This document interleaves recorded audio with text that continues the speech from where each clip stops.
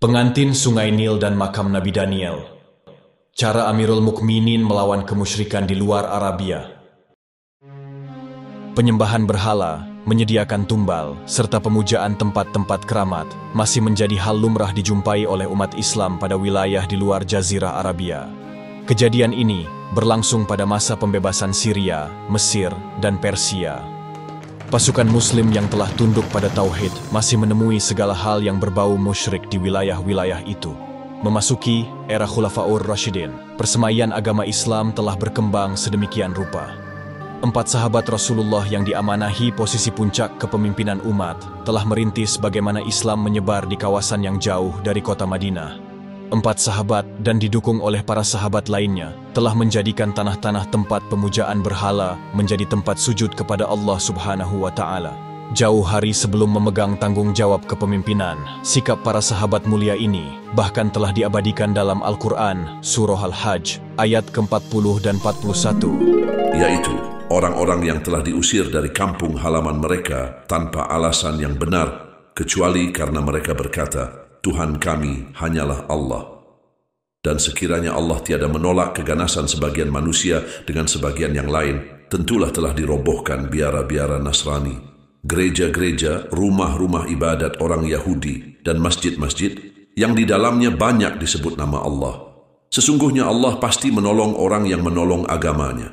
Sesungguhnya Allah benar-benar maha kuat lagi maha perkasa, yaitu orang-orang yang jika kami teguhkan kedudukan mereka di muka bumi, niscaya mereka mendirikan sembahyang, menunaikan zakat, menyuruh berbuat ma'ruf dan mencegah dari perbuatan yang mungkar. Dan kepada Allah lah kembali segala urusan.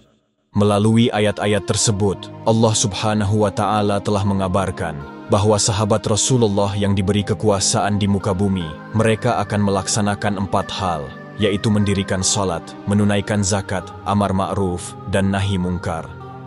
Pada masa kepemimpinan Amirul Mukminin Umar bin Khattab, tercatat dalam riwayat yang mutawatir bahwa beliau melaksanakan perkara-perkara tersebut dengan sangat baik.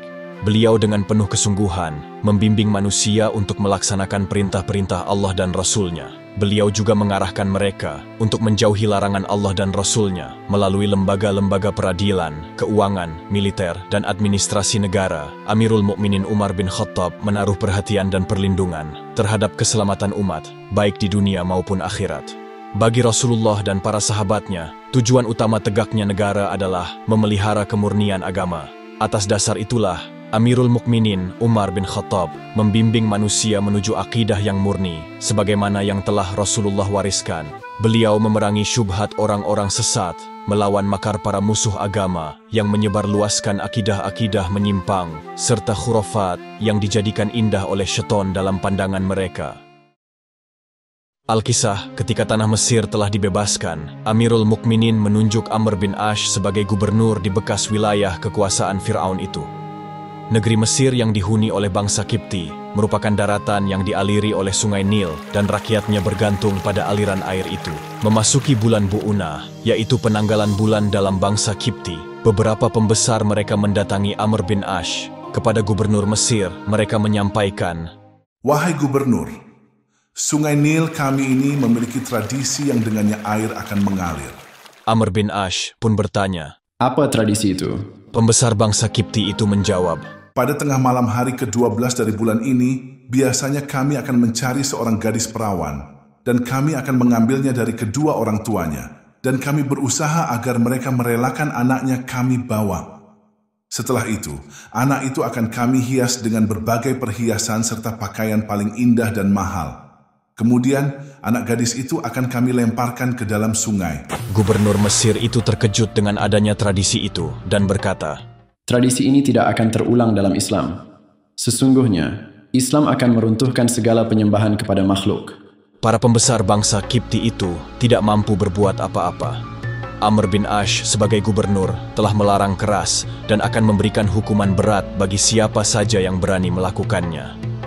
Tradisi ribuan tahun itu pun berhenti di masa gubernur Amr bin Ash. Namun, Sungai Nil ternyata airnya semakin surut dan mengering. Ketika bulan Bu'unah habis, masuk ke bulan Abib, hingga ke bulan Masra. Sungai Nil sepertinya benar-benar menagih tumbalnya. para penduduk mulai panik dan mereka bersiap untuk pergi dari Mesir. Gubernur Amr bin Ash yang tidak kunjung menemukan solusi, akhirnya mengirim surat ke Madinah kepada Amirul Mukminin. Amr bin Ash menjelaskan situasi Sungai Nil dan tradisi tumbal yang telah berlangsung ribuan tahun lamanya. Amirul Mukminin pun segera mengirimkan 2 buah surat balasan. Surat pertama berisi, Sesungguhnya, kebijakan yang engkau ambil sangat tepat. Aku telah mengirim bersama surat ini sebuah lembaran. Maka, lemparkanlah lembaran itu ke dalam Sungai Nil. Setelah membaca surat pertama dari Amirul Mukminin, Amr bin Ash kemudian membaca isi surat kedua. Dari hamba Allah Umar bin Khattab kepada Sungai Nil milik penduduk Mesir. Amma ba'du, jika engkau mengalir karena dirimu sendiri dan atas keinginanmu sendiri, maka tidak usah engkau mengalir dan kami tidak membutuhkanmu. Tetapi jika engkau mengalir karena perintah Allah yang Maha Tunggal dan Perkasa, sebab dialah yang membuatmu mengalir, maka kami memohon kepada Allah agar membuatmu mengalir. Dengan disaksikan para pembesar bangsa Qibti, Amr bin Ash pun melemparkan surat Amirul Mukminin ke dalam Sungai Nil. Atas izin Allah, hanya dalam semalam, aliran Sungai Nil telah naik setinggi 16 hasta. Kisah lainnya juga tercatat pada saat pasukan Muslim mulai menguasai tanah Persia. Abu Musa al-Asy'ari, salah satu sahabat yang ditunjuk sebagai komandan pasukan, menemukan jasad Nabi Daniel, salah satu Nabi Bani Israel.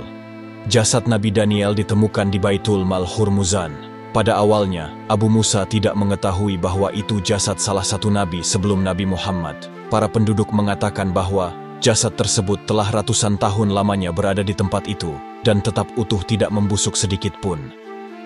Abu Musa kemudian mengirimkan surat kepada Amirul Mukminin mengenai masalah penemuan jasad yang utuh itu.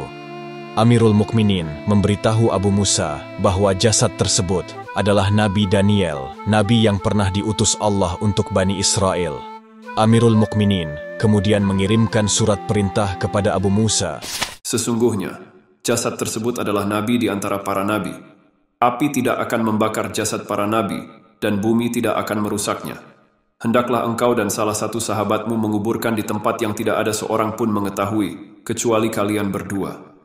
Jika siang telah menjelang, buatlah 13 lubang.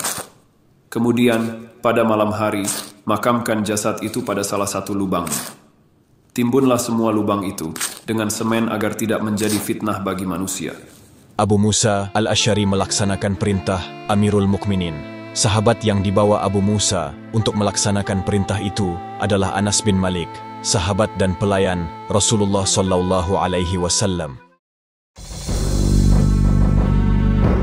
Penulis naskah Abdullah Hasan, ilustrator Didik Sunardi, pengisi suara Hilmi, musik Agusti M, editor Sultan, produser Haidar Ahmad Furqoni, diproduksi oleh Kastari Sentra Media.